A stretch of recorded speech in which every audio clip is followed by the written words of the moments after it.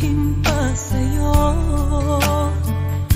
At kung inaasahan mong magbabalik pa ang puso ko sa'yo, matapos mong saktan at malinlang,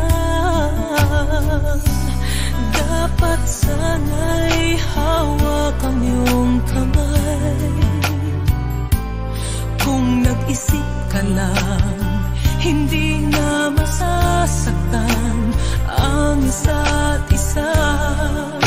Malaya ka na, magagawa mo na ang lahat ng gusto mo. Kahit masaktan man ako, malaya ka na.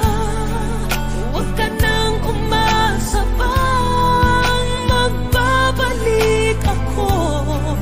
Lilimutin ka't hindi mabibigo.